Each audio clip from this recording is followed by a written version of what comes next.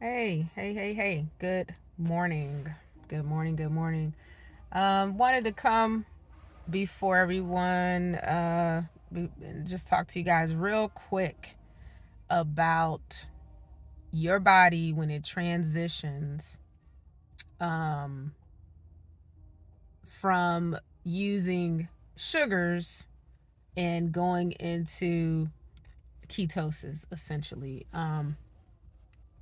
So, yesterday, just as a real quick update, yesterday, I experienced a feeling that I've definitely felt before. I got a little shaky, had a little sweat coming down my brow. Again, this was the second day of going into my fast, and just a little shaky, a little weak. And this tends to happen to me, in the evening time. So maybe like around anywhere between 5 to 7 p.m.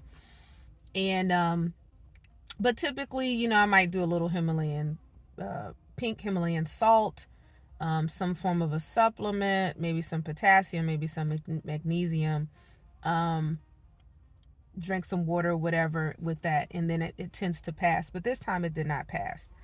Um, Not to be TMI, but I was starting my cycle yesterday as well. As a female, that is a hormonal thing, of course. Um, but yeah, like started sweating, shaking, and it was sweat like literally pouring off of my head, and I did get even a feeling of anxiety at that point. I stood up to make sure I wasn't, like really having an episode. Um, and I realized that, okay, in this instant, listen to your body. So my body was telling me, you need to put something in your body. You need to put something into your body, that's not just supplements and water. So I went for my two standbys, cheese and chocolate. Cheese and chocolate. And I consumed that. Um, also had an emergency, also had some kombucha. And I munched on that. I definitely didn't go over the 300, 500 calorie mark, but I did have a need to put that into my body. Um, after after the shakes kind of went away, and like I said, it probably lasts for almost 30 minutes, which was way too long for me. Um, After that, I instantly felt better, and I did some research. So what I found, on one of the, I want to say successfulhealth.org, but what I found was, when you're fasting and your body, it's going to say intermittent fasting. It may say, when you're intermittent fasting, when you're water fasting, it's going to mention different types of fasting, but it's fasting, period. Your body doesn't really recognize those things. That's stuff that we get wrapped up in. Anytime your body's in a calorie deficit, we'll put it like that, fasting, your body goes through a transition stage. And sometimes that transition is smooth. Sometimes you might get a headache. Some people get really tired, irritable. Sometimes you get a lot of hunger pains. Some people get muscle fatigue. Some people get a combination of all of that, shakes, sweating. But anytime your body has detoxed, um, and is transitioning, which usually starts anywhere between 12 to 36 hours of fasting, you start to go into this phase, where your body now is trying to go into ketosis, and it's essentially battling you. It has nothing left to burn off. All your glycogen, all your sugar levels, are gone, and your body should then switch over to fat to burn the fat to, for your energy. But sometimes, for some of us, um, it can happen to anyone anytime. You get, your sugar drops too too fast, and it goes super low. Okay, and then that basically means you're in a stage of hypoglycemia. Now, you don't want to be in that phase, especially for a long period of time. Don't get so upset about quote unquote breaking your fast. I just don't entertain those types of terminologies. And, it's not that I'm in denial. I do understand that if you are eating something, um, it is going to have an effect on your body. Sometimes you got to do that. You just have to make a decision of, I mean, now that doesn't mean go run to McDonald's and get a, double quarter pounder with cheese or go order a pizza or sit down to a huge plate of pasta because you get the shakes or you feel, you got a headache or whatever. But what it does mean is think about something that's going to give your body sugar right away. Not a lot of sugar. I had dark chocolate. Um, and cheese is really good because it does have some fats in it, clearly, and is really keto friendly and all that. So those two things, coupled with a little bit of kombucha for me, was what my body needed. I did have an emergency or vitamin C drink as well, just to make sure that my body was not going through any major, like a shock, because I didn't have enough of the essential minerals I need in my body. Understand, you're going to be urinating, you're going to be having bowel movements that first 24 hours of a fast, 12 to 24 hours. You're going to lose a lot of fluids very quickly. So yesterday I dropped 5.2 pounds, literally within a day. So you got to be mindful of that. So, and yeah, I just wanted to share that with you guys. It's okay. I have not stopped. I woke up this morning, still down. I think I lost anywhere between 2 to 3 pounds still, even though I had a little bit of dark chocolate and I had some cheese. Again, I know people get riled up over, you're not clean fasting. You broke your fast. Now you're not in autophagy. You broke your fast. You might as well just come off your fast now and now just start over tomorrow. No, you keep going. You didn't do nothing wrong. You didn't break anything. This is a journey, okay? We got to get out of that mindset of, oh, the clean fast. Now you broke your fast.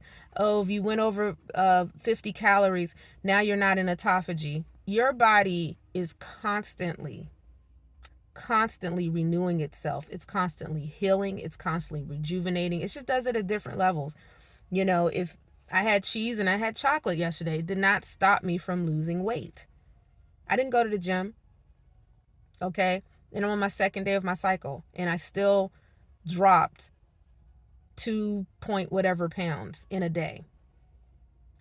Yesterday, dropped 5.2 pounds, okay? In my third day of my fasting, I feel fine.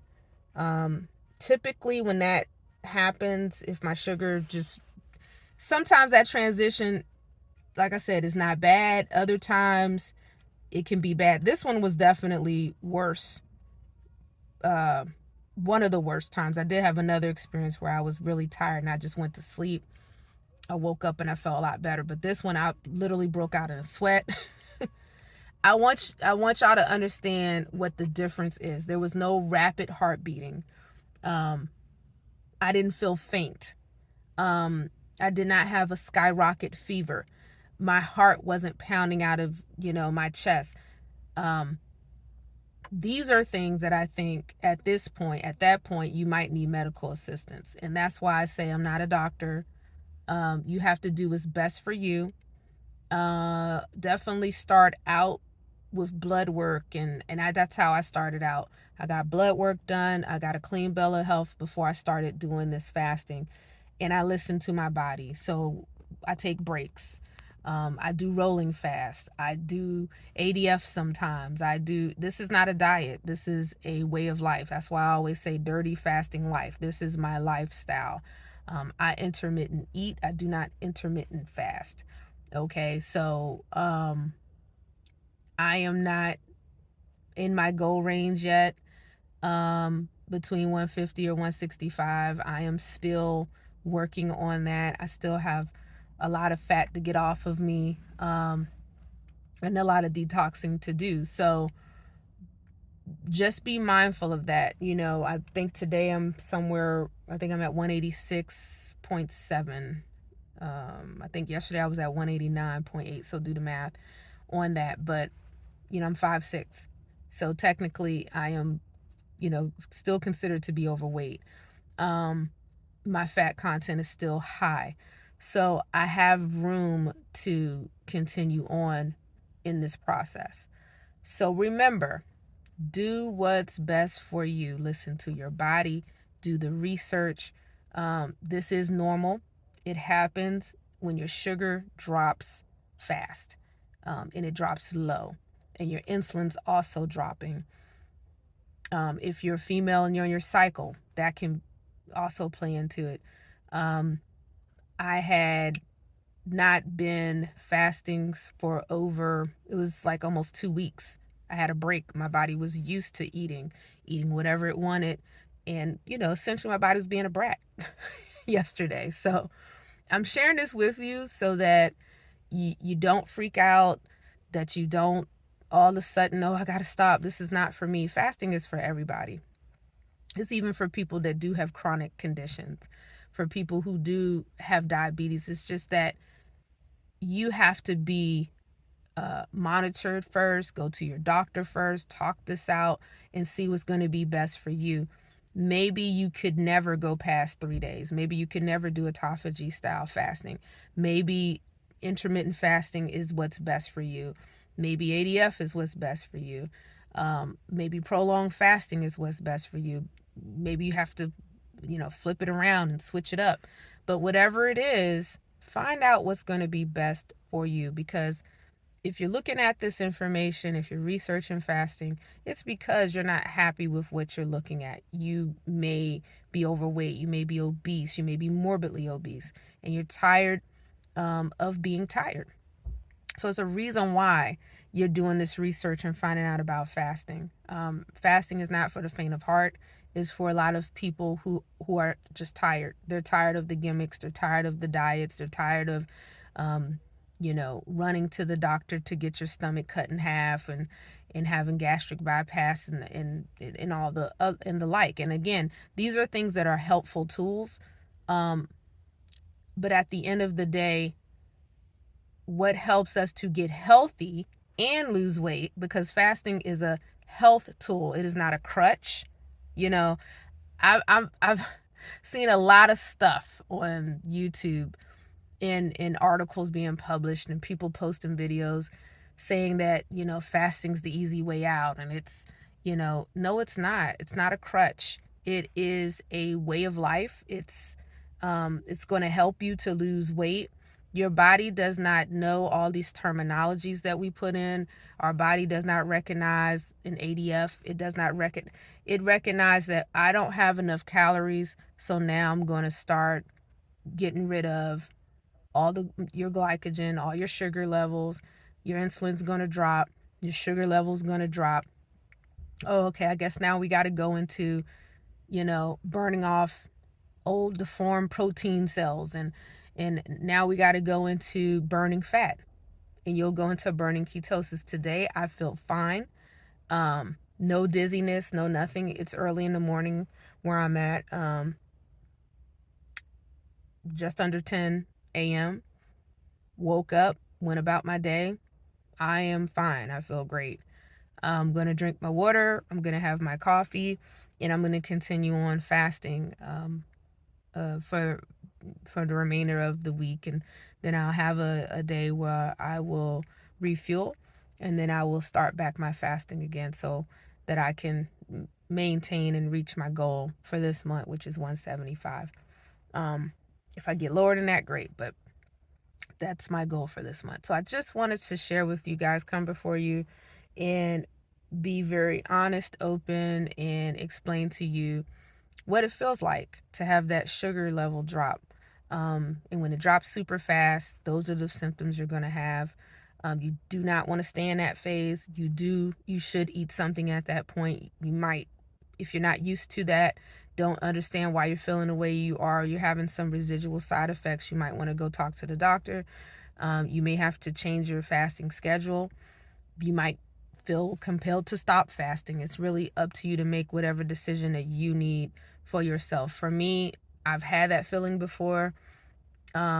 It just lasted way too long, and I wasn't comfortable with being in that state for the amount of time that I was in. Normally, it'll pass, literally within minutes.